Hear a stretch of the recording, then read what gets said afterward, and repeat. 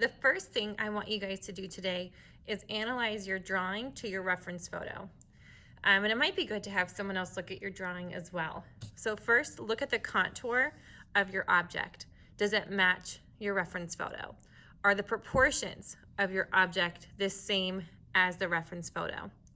Do you have the internal features like the nose, eye, ears, teeth, or whatever else in the right spot? Make sure to determine that you're using your pencil and you're sighting the placement, keeping your arms straight from one area to the next.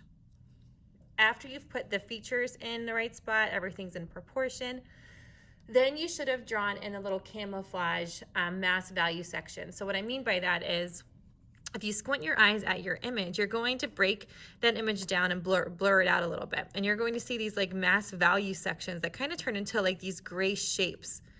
You should outline those gray shapes on your animal.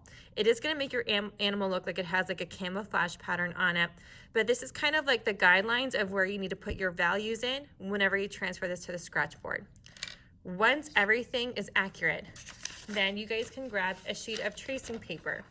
Now this white tracing paper, there's going to be one side that has the chalk on it and the other side doesn't. You can rub your finger on the one side, and if your finger gets white, that's the side that should be facing down. You'll put the white transfer paper down first, put your drawing over top, grab your Scratchboard, and then you're going to line up your drawing paper on the Scratchboard. You probably will have some extra Scratchboard, which is good. And then I would also like you guys to grab a binder clip and clip everything down so nothing shifts as you're tracing. Put your binder clip at the top so as you trace you can see how everything's looking. Take a 2H or 4H pencil and begin tracing around every line that you've drawn for your animal. And you'll notice that it is starting to transfer onto my Scratchboard. After you've traced your animal, flip your paper up and make sure that you have traced every line that you've drawn. When you're confident that you've included all of the lines, then you can take your binder clip off and do the next step. Now I'm going to show you guys a different picture of an animal here. So this is like a picture of the tiger that we practiced at the beginning of this project. You can do this step on your printed out photograph, or you could draw out these diagrams on the picture on your iPad. What I would like you guys to do is I want you to figure out the length of your marks and the direction they are going in first on your photograph. This is going to slow you down and make sure that you're putting your marks in the right direction.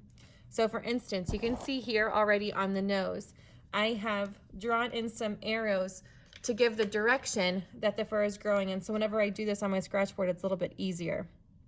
Now I'm noticing that here it gets a little funky. So I'm just gonna need to pause for a second and figure out what the heck is going on. And it seems like all of these lines are radiating out from this center point right here. So the marks that I'm making are longer than what the marks are going to be in my final image. However, I'm making them bigger so I can get at least the direction change in there and have it be a little bit more accurate. You might also find that what I'm doing is a little bit cleaner looking than what you're seeing in the photograph. And that's actually okay to clean up the fur on your animal. It's going to make it a little bit more easier to draw and or easier to understand the directions than trying to match everything exactly perfect. So like I am simplifying it a little bit, but not too much because I want to make sure I'm still showing the three-dimensionality of the form. So like I said, I want you to map out the direction for your fur marks around the entire face of your animal. So just like what I'm doing here on the tiger, I'm looking at the direction changes and I'm drawing that in. Now, I recommend doing it with a colored pen. The colored pens are located in the second cabinet from the entrance to the classroom. If you do this on your iPad, you can just obviously do like a different color pen over top of a copy of your photo. So you would do this everywhere first Oh, I'm sorry, you didn't see what I was just drawing. You're gonna do this everywhere first just so you get that correct direction in. Okay, so here you can see on my otter, I've mapped in the direction of my fur marks. I got a little messed up here, so that might look a little inaccurate, but that's why we practice this first to make sure that we're getting our lines in the proper direction. Now, when you guys begin these scratch boards, you are not going to be matching a value in one section. You are working the entire animal evenly at the same time. That means I should not see progression that looks like this, where you have a lot of marks that are super close to one another in one section and have the rest of your animal blank. This is not going to set you up for success. So what do I want you to do? Well, first, I'm going to zoom in so you guys can see exactly what I'm going to be working with. I'm going to fold this over so it will pop up. When you guys start around the nose, even if the fur looks long, you need to make your marks just slightly longer than a dot. This is what it's going to look like around my nose. Remember, I am making my marks parallel to the point of my X-Acto blade. I start making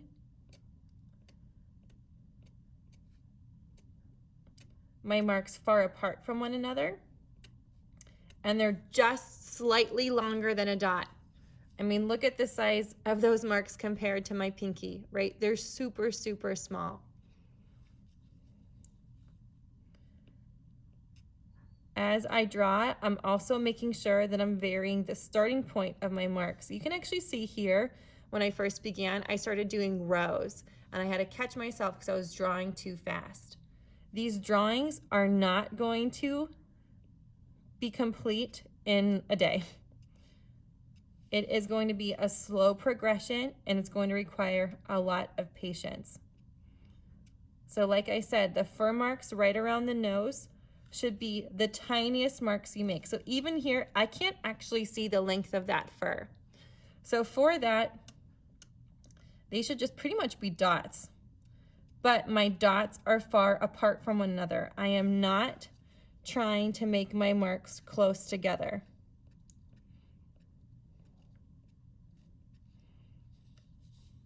After I make a couple marks, I pause. I look at what I'm doing and I ask myself, okay, am I matching the direction that the fur is growing in? Am I starting my marks at different points? Here, once again, if you don't see the length of the fur, you're just making little tiny dots. These little tiny dots that you're drawing are called stippling. That's another shading technique. But once again, look at how tiny those dots are. You can't even probably see them in the video.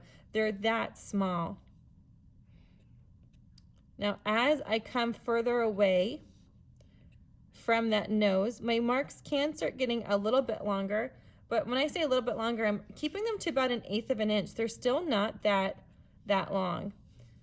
I'm keeping a nice even distance around my marks because I don't want to over scratch an area too soon. Right now, I'm trying to map in the direction of my fur like I did on my reference photo. Because once you map in the direction of your fur throughout this entire image, then the scratching is going to be so much easier, and it's going to be a little bit more fun because you're doing all of like the, precise thinking right now.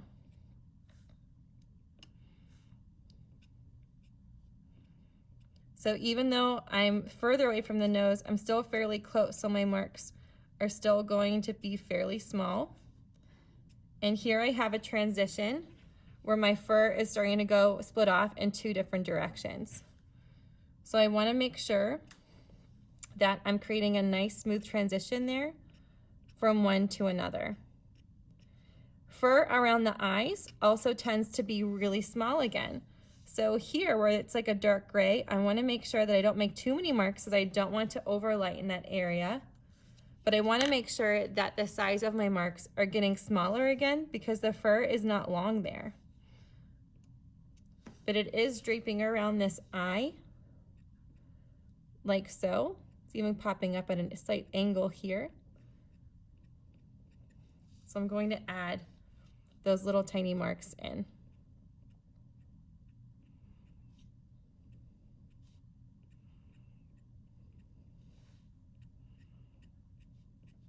So this is the process that you're doing for this drawing just today.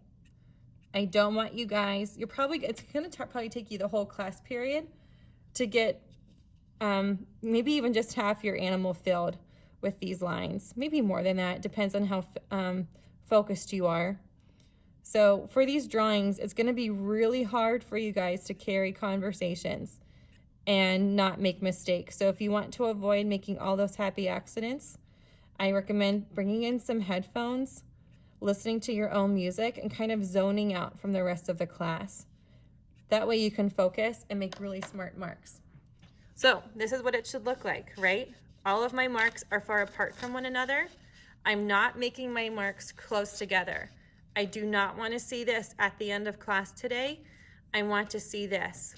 Nice even spacing. The fur marks around the nose and eye are really tiny. And as it gets away from the center of the face, you can go longer. Now, I just want to quickly mention that the fur marks are furthest out from the face. Even if they seem long in the picture, I don't want you guys to draw them that long. Keep all of your marks today around 1/4 of an inch or smaller. So 1/4 of an inch goes from here to here on the ruler. Do not make any marks longer than that. We will extend them and make them longer as we build up our values, but for this foundation today, the longest mark you're making and the longest fur area of your animal should be 1/4 of an inch. Take your time, don't rush.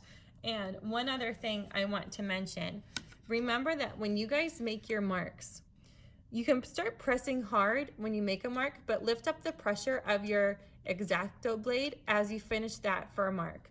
Do not put an even pressure down on your marks like this. You can see that these look way less realistic than the ones above because fur tends to be thicker at the base and thinner at the end. If you keep the same even pressure throughout all of your marks, it's gonna look pretty stinking bad. So make sure you lift up the pressure of your X-Acto blade. And I said this again, but I'm gonna say it one more time. If you can't actually see the length of your marks in your animal, keep your marks to just about the size of a dot. So they should be like this big. Can you even see that in the video? I mean, they're just a little bit longer than a dot. And so it's gonna take you some more time, but trust me, you'll have the most realistic image if you follow that process. So good luck today. Just mapping things out with our marks far apart from one another, and then tomorrow we'll start building up our values. Good luck, and I can't wait to see what you create.